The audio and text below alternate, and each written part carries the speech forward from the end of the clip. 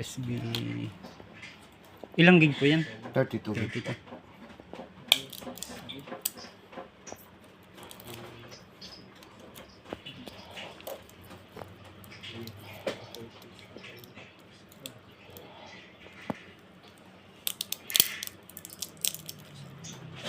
Siya lang yung pwede mag-process kay Salmon. Kapag ka salmon, dapat dito lang din ang information niya. Ito sir, dito po. Process niya. Pwede naman kung maging wala. Pwede ka naman paggawa ng account. Oo, para sa'yo din papasok yung... Pero in case lang po, kunyari, urgent lang po. Kagawaan mo yung account. Alin? Tapos yung unit.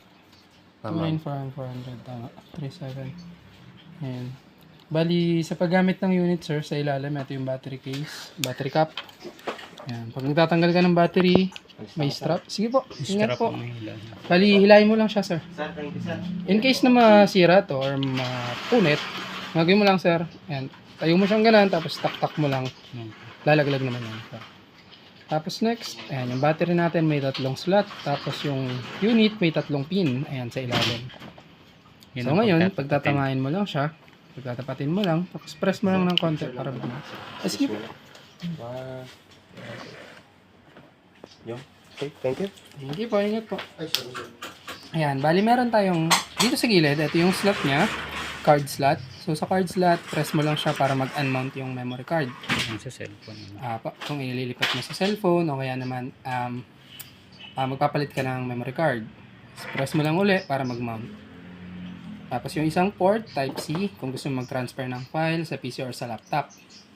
Itong isang port naman na to, pang ano siya sir, yung external mic. Yan, mamaya itatest natin. Tapos unit, meron tayong 4 na button. 1, 2, 3, 4. Unang button, sir, itong nasa unahan. Ang gamit niya is pang power on, power off, lipat ng mode tsaka back. On and off, long press, change ng mode tsaka back, isang pindot lang. So ayan, ito munang button ang gagamitin ko sir. Tapos iharap ko sa iyo yung screen. So long press ko lang siya. On and off long press. Opo. Ayan, mag-on si unit. Kapag nag-on si unit, nasa video recording mode siya. Pero hindi pa siya nag-start ng recording. So ayan, confirm ko lang sir. Para ma-format yung SD card. So ayan, ito yung logo ng video recording mode. Tapos next na mode, isang pindot, camera. Ito yung logo. Sunod, slow motion. Sunod ay gallery. And then settings. So, pagkatapos ng settings, balik na sa video recording mode. Automatic nag-record na yun. Hindi pa sir. Paano record? Tapos next na button sir, itong okay button. Ang gamit naman niya, pang start ng record. Ayan, isang pindot. Ayan, ito yan, yung okay button. Ayan sir, recording siya. Ayan, Okay button record. isang pindot ulit, mag-i-stop. Kapag nag-stop, automatic save na po siya. Okay. Kung gusto nyo po susi ko pala. Ay, siya, baba. Ano yan, dito yan, stock. Tapos next, sir, sa camera naman, ang gamit na itong okay button, pang picture lang siya. Tapos sa gallery, meron kuya? Habang nagre-record, pwedeng pumicture. Hindi, sir. Paano yun? Hindi siya parang cellphone. Bali kung magre-record ka, record lang. Kung magpipicture ka, picture lang. Tapos next, sa gallery naman, sir, ang gamit nito, syempre, pang start ng recording. Kunyari, papanoorin mo, pang stop. Tapos kapag nilong press mo siya, pwede ka mag-delete. Ayan. Confirm mo lang. Saan ang confirm? Ayan. Long press. Para may ilipat mo yung dilaw dito sa confirm. Ito, sir, yung dalawang button. Kahit alin dyan. Okay mo lang. Sa pa okay pa. Kasi pang review, kunyari, play mo yung record mo, post mo. Tapos next sa settings, ang gamit nito, syempre pang okay, pang select. Pang scroll up and down, syempre yung nasa gilid, yung dalawang button.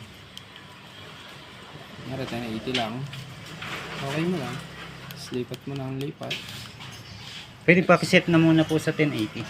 Ayun, sir, nakaset na yan sa 1080. 1080. Nagre-record ng sound, naka-off yung time-lapse, ayan, flip record, naka-close. Sa camera naman, naka 16 megapixel. Exposure, ayan, naka 0, white balance, auto.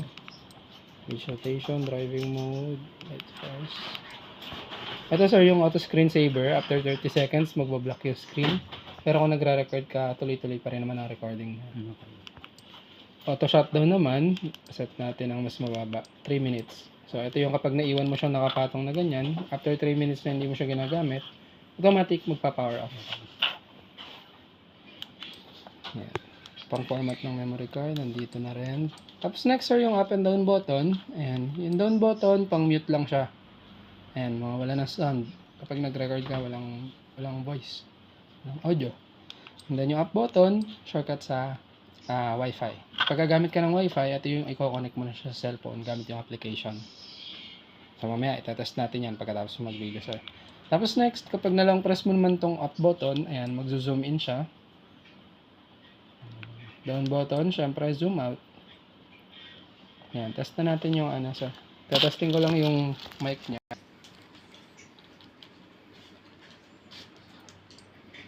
Sound check. Testing external mic. Sound check, mic test. Sound check. Testing built-in mic. Sound check, mic test.